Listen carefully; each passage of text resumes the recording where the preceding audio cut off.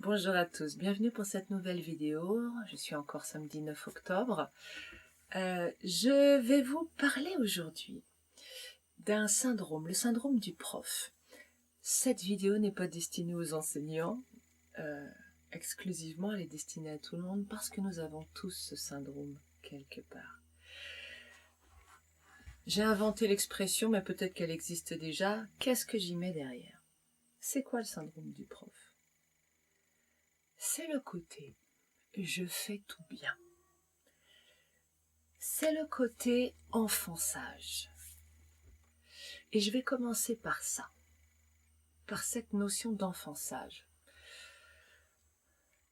C'est quoi un enfant sage dans votre esprit? Et si j'en crois ce que j'ai pu croiser dans ma vie, un enfant sage, c'est un enfant qui ne fait pas de bruit, qui ne bouge pas, qui ne se fait pas remarquer, qui reste tranquille. Alors, quand on entend tout ça, moi j'appelle ça un enfant mort. Un enfant sage, c'est un enfant mort. Vous allez dire, oh, elle exagère. Eh bien, regardez, c'est quoi la vie? La vie, c'est le mouvement. La vie, c'est l'expansion, c'est prendre de la place. La vie, c'est expérimenter. La vie, ça fait donc du bruit. Et en réalité, qu'est-ce qu'on demande à nos enfants? De cesser d'exister, de cesser d'être la vie. Mais un enfant, c'est justement, il est plein de vie à la base. C'est toute notre éducation, tous nos conditionnements qui va réprimer la vie. Et on va arriver au syndrome du prof. Mais ça bouge, ça crie, toutes les émotions sont multipliées. Alors ça, c'est une histoire de cerveau qui est en train de se former, qui ne gère pas encore les émotions, qui prennent des proportions énormes. Et donc, voilà, c'est normal. Et c'est normal, alors je le dis peut-être plus clairement, c'est normal qu'un enfant crie, pleure, qu'il ait des émotions fortes, que tout soit excessif chez lui. C'est sa construction corticale. Il ne peut pas contrôler ses émotions avant un certain âge. En fait, le cerveau émotionnel, il est totalement terminé à 21 ans. 21 ans.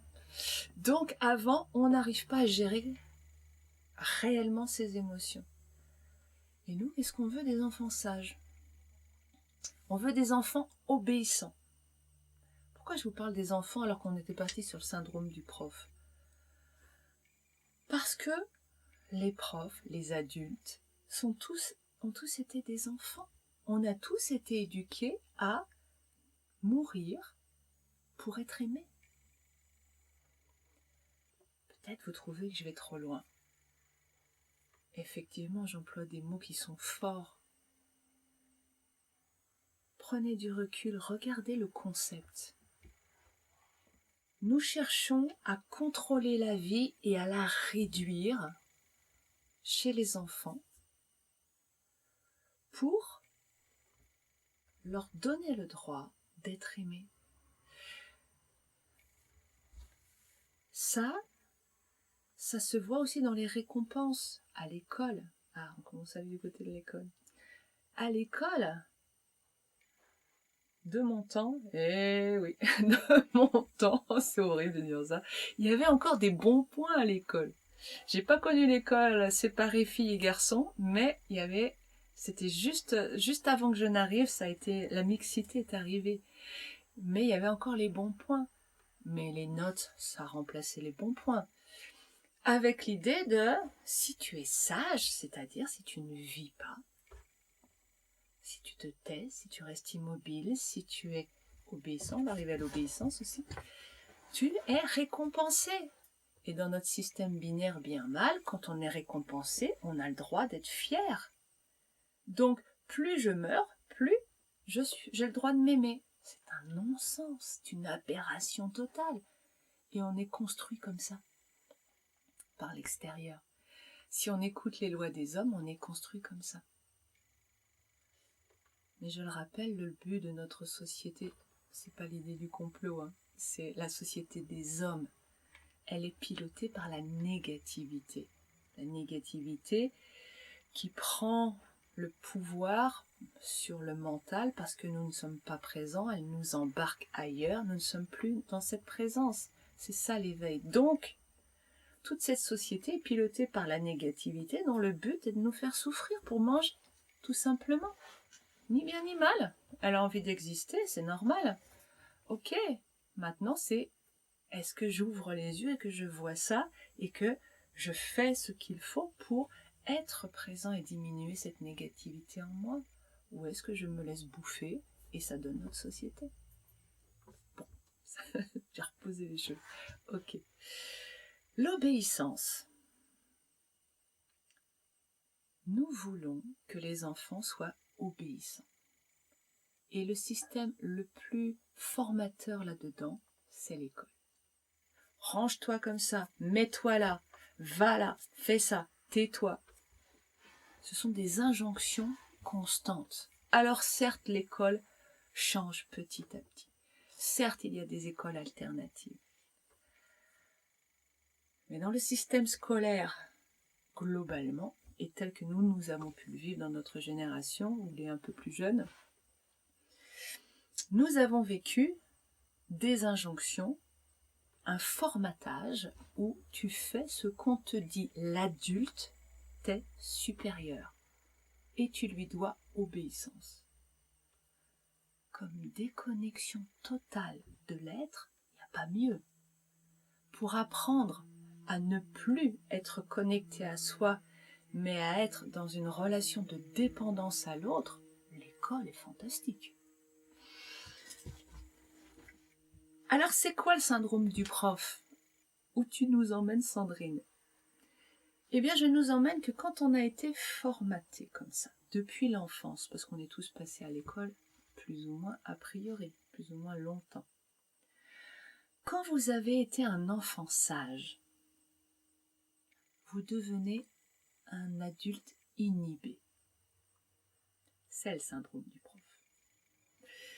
Le prof est par essence un être qui n'a jamais quitté l'école, qui est dans un fonctionnement. Je parle du prof, mais c'est quand même valable pour tous les adultes, mais c'est vraiment accentué chez le prof. Le prof n'a jamais quitté les bancs de l'école. Quelque part, ça n'est pas encore un adulte autonome, parce qu'il est totalement dans cet environnement englouti, enseveli. Voilà, les profs éveillés, c'est compliqué, parce que, voilà, l'administration a un rapport de bien-mal, est complètement dans ce système. Donc le prof doit aussi obéissance, mais vous remarquez que ce système fonctionne aussi dans les entreprises, dans énormément de milieux. L'obéissance, le système pyramidal. Je te suis supérieur, tu me dois quelque chose. Ça, quand on a été un enfant sage, on dit oui. Bah oui, je dois quelque chose à mon chef. Mais c'est une construction mentale. Nous ne devons rien à personne en réalité. Quand on croit qu'on doit quelque chose à quelqu'un, quelle que soit la chose que l'on est censé donner, faire, être, on quitte totalement toute connexion avec soi-même. On est dans une violence profonde envers soi-même. Et je vous laisse sentir à l'intérieur de vous comment ça résonne, ça. Quand j'ai la pensée que je dois obéissance à quelqu'un, comment c'est? Qu'est-ce qui se passe? Il peut y avoir de la tristesse, il peut y avoir de la peur, il peut y avoir de la colère, il peut y avoir tout ça en même temps. Sentez-vous cette négativité en vous? Et donc qui augmente votre propre négativité. Parce que vous avez été conditionné avec cette croyance. Mais dans la nature, est-ce qu'une fleur doit quelque chose à quelqu'un? Est-ce qu'un arbre? Est-ce qu'un brin d'herbe? Est-ce qu'un singe doit quelque chose à un autre singe? Il fait ou il fait pas, et il y a des conséquences.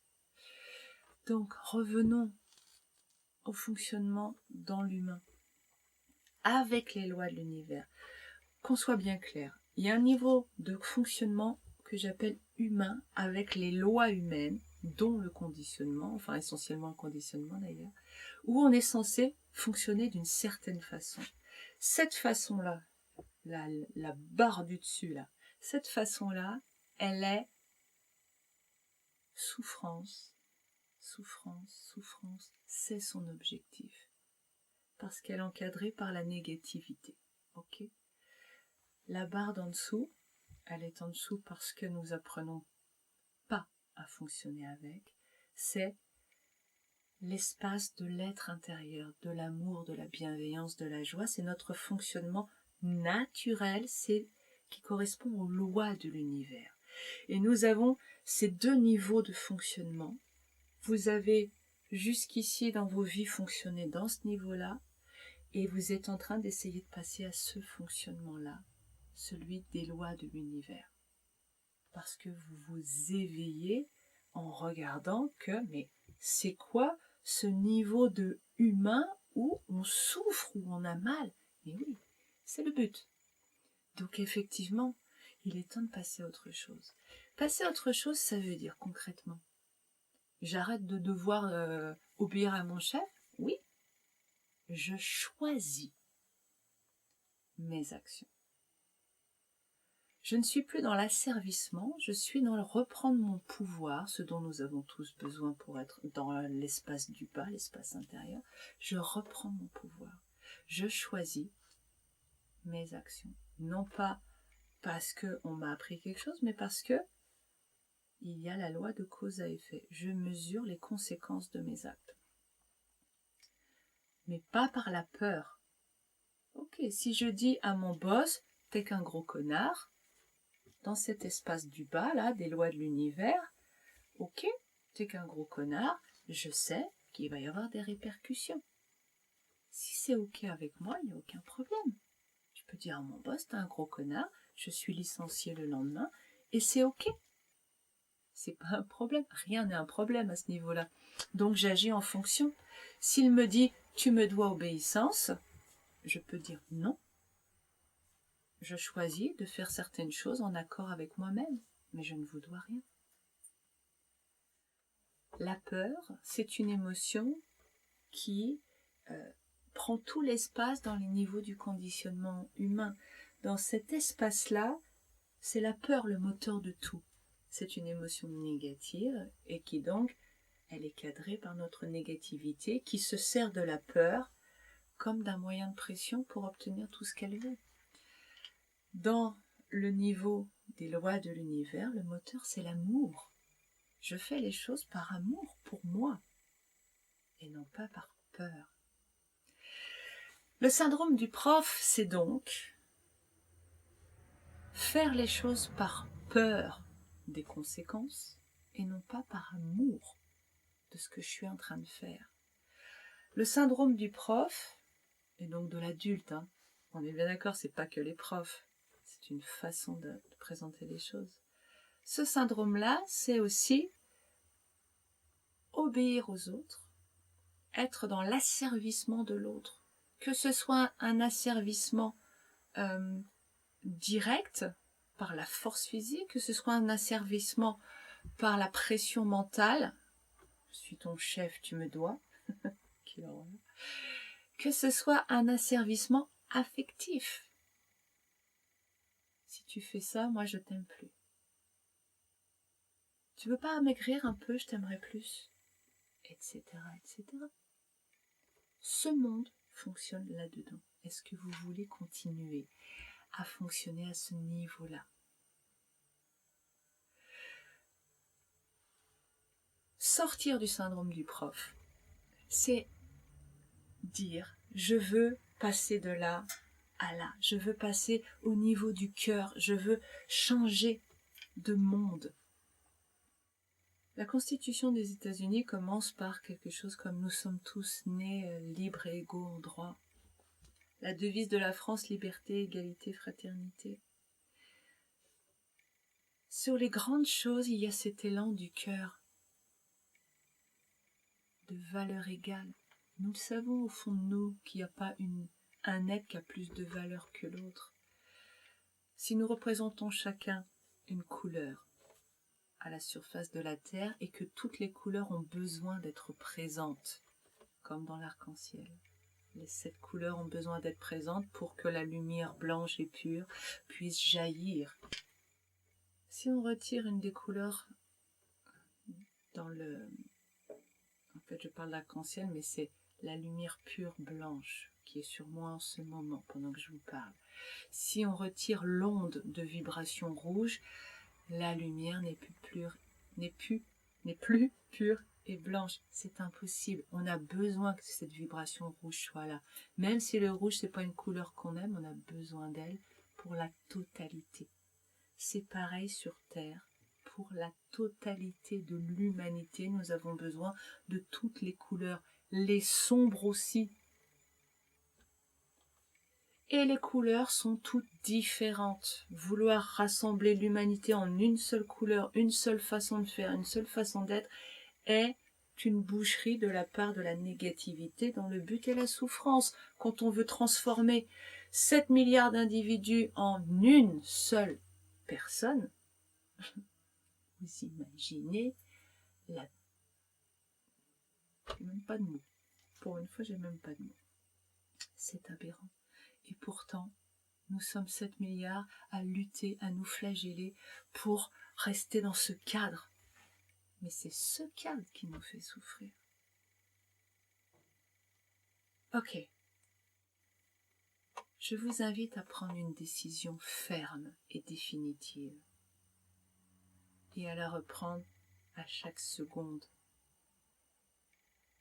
Je décide. Pas je veux, pas je vais. Non. Je décide d'arrêter d'écouter les lois humaines. Je décide d'arrêter d'écouter les lois humaines. Je décide d'écouter les lois de l'univers que je sens en moi. C'est une décision que vous pouvez prendre, mais de toute façon, dans cette seconde, là où vous regardez cette vidéo, vous prenez une décision.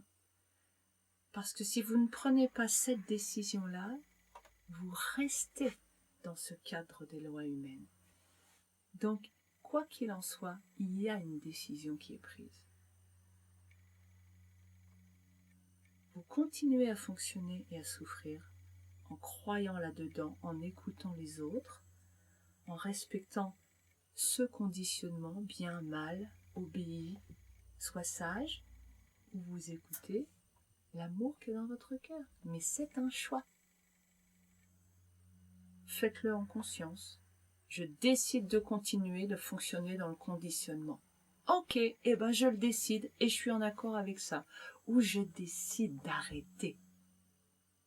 Et sentez comment c'est dans les deux cas. Et voyez là où c'est juste pour vous. Il n'y a pas de bonne réponse. Vous pouvez décider de continuer dans ce conditionnement et le faire dans la joie parce que ouais, moi je préfère, c'est bien, c'est juste, ça me va. Ok, c'est parfait du moment que c'est juste pour vous. C'est pas parce que d'autres personnes ont d'autres élans que c'est pas juste. Vous êtes votre vibration, votre couleur, et cette couleur prend ses décisions. Je m'arrête là pour aujourd'hui. Je vous souhaite une très belle semaine et je vous dis à bientôt. Au revoir.